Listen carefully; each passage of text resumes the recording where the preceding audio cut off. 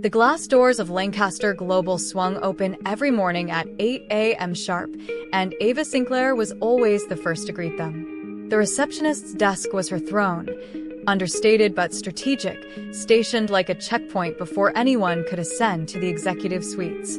Ava knew the rhythm of the building better than anyone. She knew whose coffee had to be double shot, who wore fake smiles, and who was just coasting. But the one person who never fit into her observations was him. Damien Lancaster. CEO. Elusive. Brilliant. Dangerous. He barely looked at her, and yet Ava swore he noticed everything. He moved like the boardroom bowed to him. Cold. Focused. Utterly untouchable. Until one morning, everything changed. Ava arrived to find a thick, navy envelope sitting on her desk. No address, no name. Only the company's seal wax stamped on the flap. She wasn't supposed to open it. She knew that. But curiosity isn't kind. And secrets, when sealed with wax, beg to be broken. Inside was a letter. Not typed, but handwritten, elegant, urgent. Words poured like confession and threat all at once. They think I don't know, but the breach came from inside. Someone on the executive board is selling us out. I'm not sure who I can trust. But I need someone invisible. Someone already watching everything. If you're reading this, it's because I've chosen you. D. Ava's pulse thudded in her throat. Was this some kind of test? A prank? Or worst, real? Later that day, Damien walked past her desk without a word, as usual, until he paused. His eyes, sharp as ice, flicked to hers. "Did you receive anything unusual this morning, Miss Sinclair?" he asked, tone clipped. She hesitated. No, sir. Just the usual. But his stare lingered. For a second, Ava thought she saw something flicker in him. Approval, or maybe suspicion. From that moment, her days were no longer routine. Mysterious texts arrived from unknown numbers. She started noticing things. Whispered arguments between executives. Locked office drawers left ajar. Emails that disappeared from her screen the moment she opened them. And Damien? He started lingering. His casual questions veiled with meaning. His eyes often watching her as though waiting for her to act. Or to fail. One late evening, when the building was nearly empty, she heard footsteps approaching fast. Before she could turn, a hand clamped over her mouth. She was yanked into the supply room. A voice hissed in her ear. "You weren't supposed to open that letter." She struggled. Kicked. The door burst open. Damien stood there, his jaw clenched, eyes burning. "Let her go," he said, calm but dangerous. The man, one of the execs, backed off instantly and fled. Damien stepped inside, closed the door behind him. "You lied to me." Ava's voice trembled. "Why me?" "Because," he said, stepping closer, lowering his voice. "I needed someone who could watch me too." Ava's heart pounded. "What do you mean?" He reached into his jacket, pulled out a second envelope, identical to the first. "I left this for you today, but the one you opened, that wasn't mine." Her breath caught. "What?" she whispered. Damien's jaw tightened. "Someone forged my seal. You were never supposed to see that letter." And before she could ask more, the lights in the supply room cut out. In the pitch black, a phone buzzed in Damien's pocket. He pulled it out. The screen glowed with one message. Too late. She already knows. The emergency lights flickered on, casting long shadows over Damien's face. Ava could see it now. He wasn't just shaken. He was furious. He handed her the Real letter, the one meant for her, but said nothing. Not here. Not now. They left the supply room in silence, passing empty cubicles and glass doors that suddenly felt like mirrors, reflecting a truth neither of them fully understood yet. Back at the front desk, Damien lowered his voice. "We're being watched. Don't go home tonight." Ava blinked. "Excuse me? I'm sending a car." Pack a small bag. "Something's not right. And whoever forged that letter wanted you scared, or worse, involved." He turned and walked away before she could protest, his tailored coat slicing through the air like punctuation on a threat. That night, Ava stared out the tinted window of the sleek black car, her fingers curled around the real letter Damien had given her. She read it 3 times. It was coded clearly. Something in it referred to a date, April 18th, 2:14 p.m., and a phrase, "The password is beneath the pen." She didn't understand. The car dropped her at an upscale apartment building she'd never seen before. The doorman greeted her by name. Inside, the unit was clean, modern, untouched. But something about it felt staged. On the desk sat a single silver pen. Beneath it, a sticky note.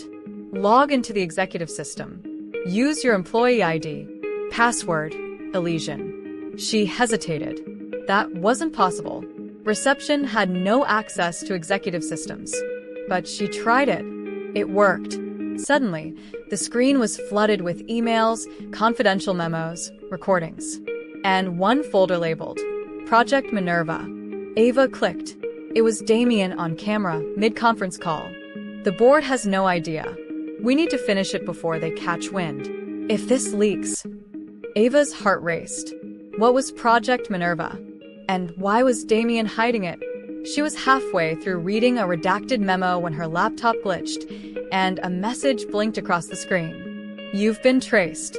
The next morning, Ava showed up at work like nothing had happened. Damien passed her desk. No eye contact. No words. But she saw it, the tightness in his jaw. He was in damage control mode. At lunch, an envelope appeared in her drawer. No seal this time. Just one line scribbled inside. Room 9B, 7 p.m. Come alone.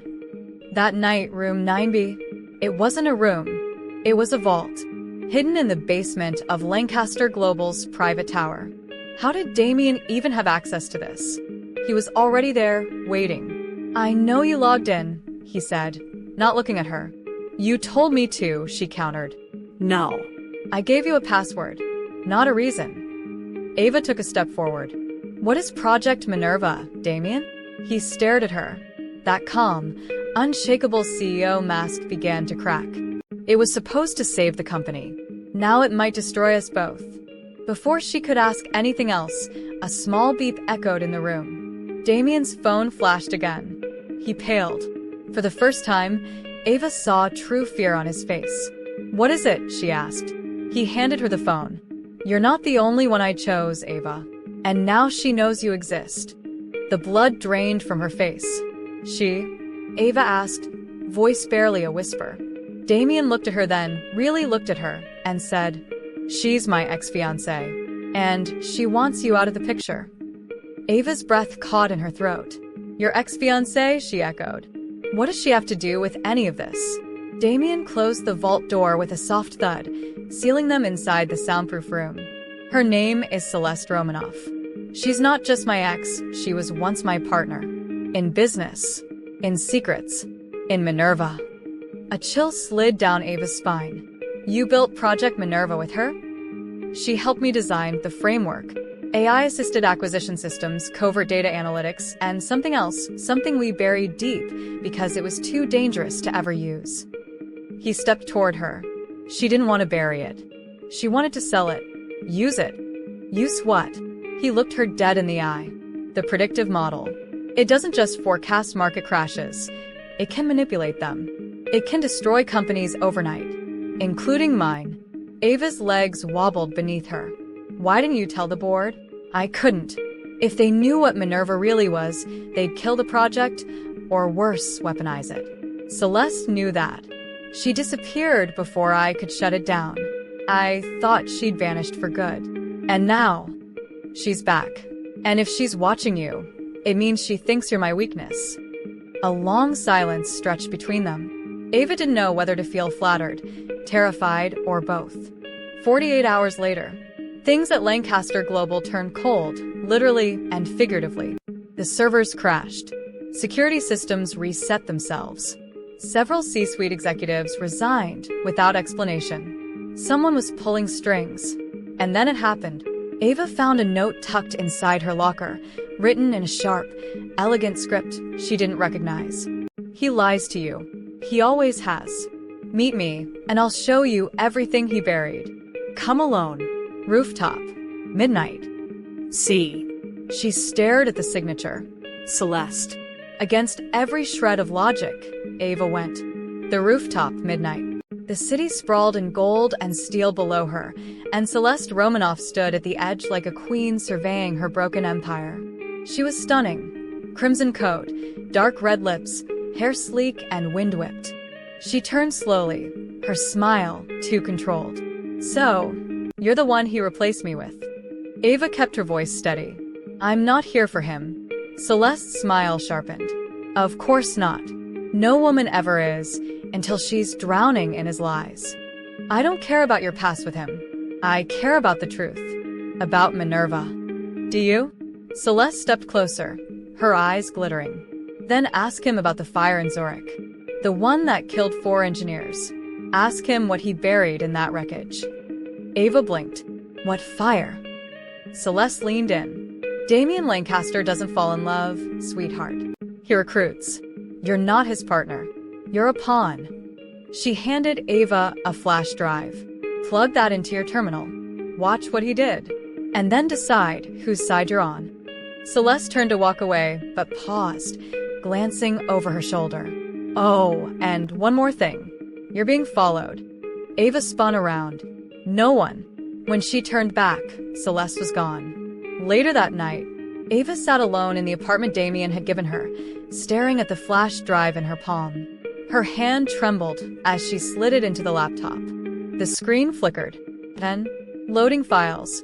Zurich_incident / Lancaster testimony / vault footage _encrypted. Suddenly, the screen went black. Then red text scrawled across it.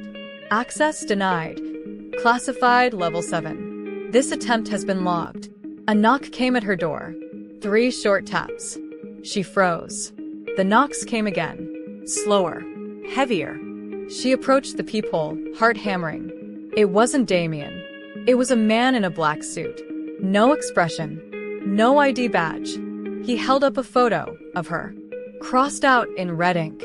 Then he lifted something in his other hand. A sealed envelope with her name on it. Ava didn't open the door. She waited, heart galloping in her chest, as the man placed the envelope on the floor and disappeared down the hallway without a word. She watched him through the peephole until he was gone, then hesitated. What the hell was this? She picked up the envelope. It wasn't like the others. No seal, no wax, no company branding. Just her name. Her real name. Ava Noel Sinclair. A name she hadn't used since college. A name only a few people, trusted people, had ever known. Hand shaking, she tore it open. Inside were 2 things, a grainy photo and a typed letter. A lab in ruins. Smoke curling into the night. Sirens flashing in the background.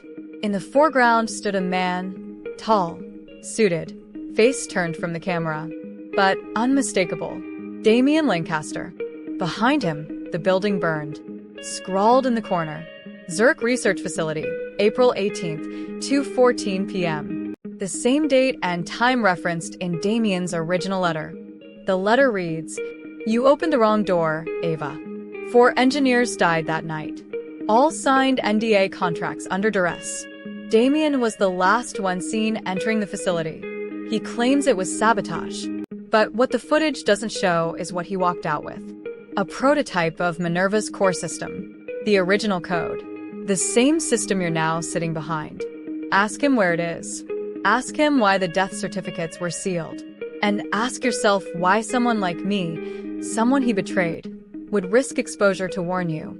Choose your side, Ava, before someone chooses it for you. C***. Ava stared at the photo again. Damien in Zurich. On the day of the fire. At the exact time coded in the secret message. With no mention of it in any boardroom briefing, no record in company history. Her phone buzzed. A message from Damien. "Where are you? I need to see you. Now." "Something's happened." She didn't reply. Instead, she took the flash drive Celeste had given her and, ignoring the warning from before, inserted it into the secure desktop terminal inside the apartment. A single audio file appeared. She clicked play. Damien's voice, shaken, whispering. It was never supposed to get that far. Celeste had locked them inside to force compliance. I didn't know until I heard the alarms. By the time I reached the door, a long pause. I opened it, but only one came out. The others burned. Silence. I took the prototype. I ran. Not because I wanted to, but because I knew what they'd do if they got their hands on it. I told myself I was saving lives. But all I've done is lie. Ava's heart shattered. He had been there. He had lied. But was it to protect her, or to protect himself? She was about to call him when the apartment lights cut off. Darkness swallowed the room. Then the emergency bulb above flickered on, and a figure stepped into view in the doorway. Celeste. But she wasn't alone. Behind her was Damien, his hands zip-tied, blood trailing down his forehead, his eyes wide with panic. Celeste smiled like a snake about to strike. Still think you're just the receptionist? She tossed Ava phone. Time to decide, sweetheart. Call the board and expose him, or I press send, and Project Minerva launches right now. The screen of the phone lit up. It displayed a countdown. 2 minutes and 19 seconds. The timer ticked down. 1 minute, 58 seconds. Damien knelt on the floor, blood trailing from his temple, breathing heavily, but never taking his eyes off Ava. His mouth moved silently. Don't trust her. Celeste leaned against the wall, that same viperous smile etched on her face. He had his secrets, Ava. So did I. But you're not exactly innocent either, are you? Ava's hand trembled as she held the phone, the screen glowing with the option. Send to board. Abort Minerva launch. You don't have to choose him, Celeste said. He used you. You were the diversion. While he plotted how to disappear again. Damien's voice cracked. Don't believe her. You know me. Ava laughed bitterly. That's the thing, Damien. I don't. Flashback to 3 years earlier. She was sitting across from a government official in a dark-lit interrogation room. Her real name on the file in front of him. Noelle Everhart. Not Ava Sinclair. A cybersecurity prodigy. Recruited fresh out of university by a covert intelligence task force, Project Guardian. Her specialty? Penetrating systems from the inside. Her mission was clear. Infiltrate Lancaster Global, investigate a rumored Black Ops AI prototype codenamed Minerva, and get close to Damien Lancaster. He's unpredictable, they warned her. He can charm his way past firewalls and people. She took the name Ava Sinclair, the receptionist role, and began the long play. But something had gone wrong. She started to care. Present, 30 seconds left. I was never just a receptionist, she whispered. Her voice cracked. But I also wasn't supposed to fall for you. Damien's face twisted in realization. You were sent to spy on me. Ava nodded. At first. But I never expected Zurich, never expected you, to be the one I'd want to protect. Celeste's eyes narrowed. Touching. But irrelevant. She pulled a small device from her pocket. A trigger. One push and Minerva goes live. You think the board will stop it? They'll use it. No one walks away from power like this. Ava stared at the phone. 2 buttons. 2 lives. 1 choice. Betray Damien and expose him to the board. Or abort Minerva and risk it vanishing into shadow hands forever. But Ava wasn't playing their game anymore. She pulled a 3rd device from her coat, a sleek, matte black remote. Government issued. Wrong countdown, she said quietly. Celeste's smirk faded. Ava pressed the button. Suddenly, the room lights blinked, then dimmed. The computer controlling Minerva powered down. Lockdown engaged. A robotic voice echoed from Ava's earpiece. Override confirmed. Guardian protocol complete. Target AI neutralized. Celeste screamed, lunging, only to be tackled by 2 black-clad agents crashing through the door. The room flooded with government operatives. Damien collapsed against the wall, wide-eyed. Ava knelt beside him. I should have told you the truth, she said. I was sent to destroy you, but instead, I fell in love with the man you could have been. He looked at her, broken and bleeding. But am I now? He asked, voice barely a whisper. Ava didn't answer, because suddenly, her earpiece crackled again. Noelle. we've got a problem. There's another copy of Minerva. A ghost server. External. Off-grid. Celeste was never working alone. And then the final blow. The last known login came from inside your system. The signature matches. You. Ava's blood ran cold. She turned slowly to the agent who said it, her mind reeling. That's not possible. But her own name, her real name, flashed across the agent's tablet. User ID. End at Everhart. Last login, 3:46 a.m. unknown location. And then a final line. Minerva 2.0 active. The room was still buzzing with static from the override. Damien was barely upright. Celeste had been restrained, screaming obscenities about unfinished empires. But none of it mattered to Ava. Her ears rang with just one sentence. The last known login came from inside your system. The signature matches you. Ava, Noelle Everhart, stood frozen, her mind clawing through every system she'd accessed, every file she'd touched. No, she murmured. That's impossible. I never. The lead agent, Director Halston, narrowed his eyes. The signature was yours. But the device ID didn't match any issued to you. Either you've been compromised, or I've been framed, Ava whispered. Halston studied her. There's a third possibility. Ava's heart pounded. Damien, struggling to stand, asked hoarsely, What third? The director turned the tablet toward them. A new string of code ran across it. Lines of Minerva's second prototype. Minerva 2.0, operator. E. Everhart. Ava's stomach dropped. E. Evelyn, she said faintly. My sister. Flashback, 7 years ago. 2 girls in a university lab, writing code under candlelight. Ava, brilliant, sharp, by the book. Evelyn, brilliant, unstable, obsessive. Convinced AI would outthink the world long before it saved it. They had co-developed the foundational logic of Minerva, years before Damien ever heard the name. Ava had scrubbed the files, buried it, walked away. Evelyn disappeared. Or so she thought. Present day. She faked her death in a lab explosion 2 years ago, Halston confirmed. Now we believe she's been building her own version, perfecting it, using you to get inside. Damien looked at Ava, devastated. You brought this to me. No, she said. She did. A ping echoed from one of the agent's terminals. Ma'am, he said urgently, turning the screen. We just intercepted a live broadcast.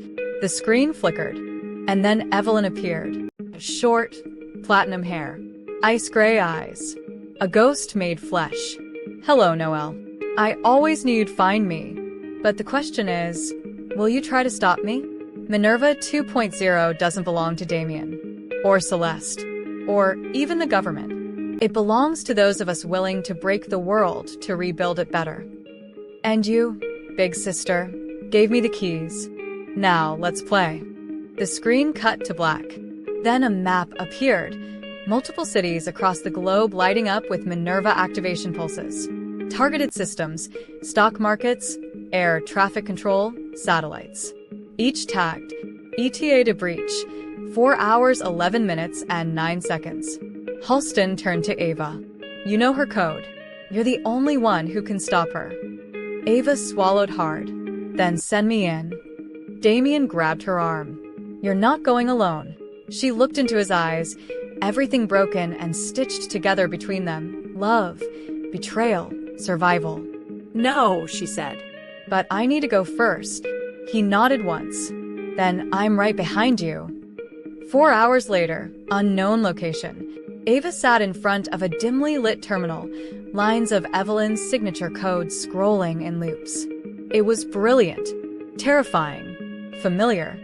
She reached into her jacket and pulled out the first flash drive, the one Celeste had given her. At the time, it seemed like a threat. Now she realized it was a backdoor. The timer ticked down, 2 minutes and 57 seconds. She typed fast. Her fingers blurred. Then she stopped. A blinking prompt appeared on screen. Override complete. Final decision. Terminate AI or transfer control. Damien's voice came through her comm. You end this now, Ava. You hear me? But Evelyn's voice echoed from the terminal speakers. You know what happens if you shut it down? All the data, all the lives it could have saved. Wiped. Forever. We could fix the world, Noelle. Together. Ava stared at the screen. Terminate Minerva and erase her life's work. Transfer control and gamble with a tool that could either save the world or rule it. She hesitated, then moved the cursor. Clicked. 3 days later, the world didn't end. Markets stabilized. Crashes were avoided. No planes dropped from the sky. But neither the government, nor Celeste, nor Damien could explain why. Minerva had gone dark. Vanished. So had Ava. No trace of her since that night, until Damien received a single envelope on his desk. No return address. No markings. Inside, a flash drive. And a note written in Ava's perfect handwriting. Signed, sealed, but never yours. Any. Damien stared at the empty hallway and smiled. Epilogue. Everhart Protocol. 1 year later, Helsinki, Finland. A cold wind swept across the rooftops. Snow blanketed the streets below, quiet and deceptive. No one noticed the woman in the gray wool coat standing alone beneath the flickering neon of a closed cafe. Her eyes scanned the alley. Her fingers traced the edges of a flash drive tucked in her pocket. Ava. Or rather, Noelle Everhart. No more receptionist badge. No more false identity. No more running from her past. Now, she was the only thing standing between her sister's ghost code and the rest of the world. She'd spent the last year tracking Minerva's fragments, code Evelyn scattered across global networks like breadcrumbs. Every time Ava thought she'd closed a door, a new one opened. In Prague, she dismantled a satellite uplink hidden inside a media conglomerate. In Cairo, she found a hidden Minerva kernel embedded in a children's educational app. And in Toronto, she almost caught a whisper of Evelyn's voice in a stolen UN briefing. But Evelyn remained a ghost. Until now. Helsinki. A server farm built beneath a decommissioned military bunker. AI signatures matching Minerva 2.0 had reactivated for 3.6 seconds. Just long enough for a message to transmit. Hello, sister. Miss me? Ava didn't flinch. She just kept walking. Meanwhile, in New York City, Damien Lancaster walked into a private tech symposium, clean-shaven, in a dark turtleneck, looking less like a CEO and more like a man with nothing left to lose. He hadn't spoken to Ava in over a year, but he'd never stopped looking. He bought a failed encryption company in Zurich, funded anonymous research grants in Vienna, and every Thursday, he checked the mail at his downtown P.O. box, just in case another handwritten note arrived. So far, there'd been 4. Each one a puzzle, a breadcrumb, a warning. The last one read, I'm not hiding. I'm working. Trust no one who tries to find me unless you know the cafe on Callio Hill. It took him weeks to find the reference. Then a flight to Helsinki. Now, as snow fell and street lamps buzzed, Damien stood across the street from the closed cafe, just as a woman in a gray coat stepped out into the light. She didn't look at him, but she paused long enough for him to know she knew he was there. Then she walked into the dark.